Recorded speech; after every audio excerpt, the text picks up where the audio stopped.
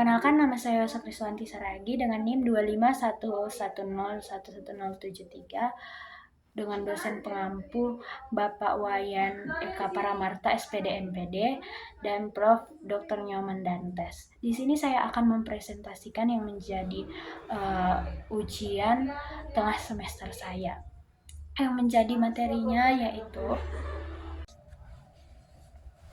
yang pertama yaitu hubungan antara filsafat dan pendidikan serta peran pemahaman filosofis dalam menentukan arah pembelajaran, yaitu perubahan kebijakan pendidikan di sekolah menengah di kota besar yang beralih ke pendekatan student-centered learning merupakan cerminan dari dinamika pendidikan yang senantiasa berkembang.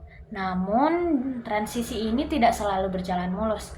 Ketika terjadi kebingungan, ketidakpastian, bahkan penolakan di tingkat praktik, maka sudah sepatutnya semua pihak kembali meninjau dasar filosofis dari kebijakan tersebut.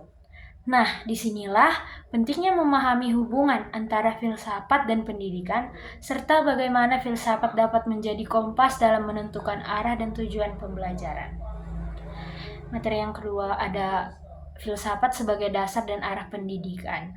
Filsafat dan pendidikan memiliki hubungan yang sangat erat. Filsafat memberikan dasar, tujuan, dan arah bagi proses pendidikan. Pendidikan bukanlah kegiatan teknis semata, melainkan suatu proses pembudayaan dan pembentukan manusia seutuhnya yang harus bertumpu pada nilai, prinsip, dan pandangan hidup tertentu. Yang materi kedua ada pemahaman filosofis, membantu guru menentukan arah dan tujuan pembelajaran. Seorang guru bukan sekadar pelaksana kurikulum, melainkan juga pendidik yang bertanggung jawab atas arah perkembangan siswa. Dengan bekal pemahaman filosofis, guru dapat menentukan tujuan yang selaras dengan nilai kemanusiaan.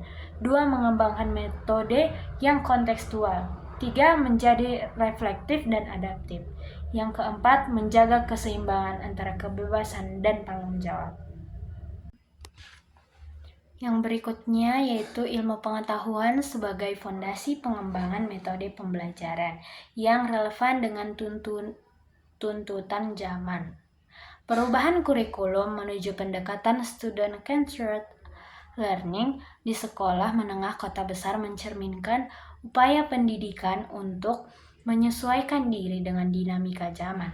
Namun, penerapan yang belum optimal, resistensi sebagian guru menunjukkan bahwa perubahan metode pembelajaran tidak cukup hanya mengandalkan kebijakan administratif. Dibutuhkan fondasi yang kokoh, yaitu pengetahuan dan ilmu pengetahuan dalam merancang serta mengimplementasikan metode pembelajaran yang relevan dan efektif, seperti ilmu pengetahuan sebagai dasar rasional pendidikan dan ilmu pengetahuan menjawab tuntutan zaman.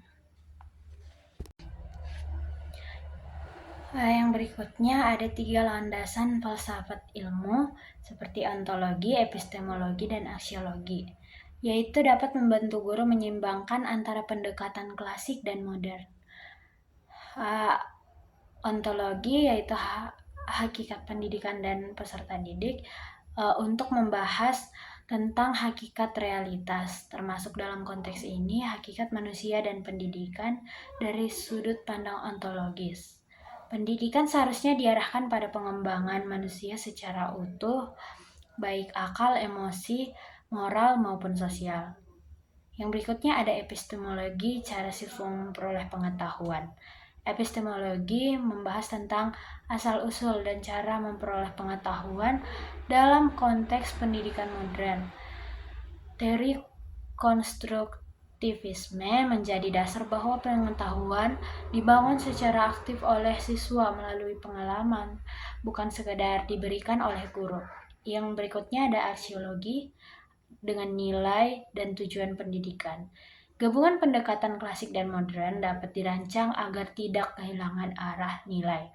Disiplin dari pendidikan klasik dan kebebasan dari pendidikan modern dapat disatukan dalam tujuan pendidikan yang berakar pada nilai kemanusiaan dan relevansi sosial.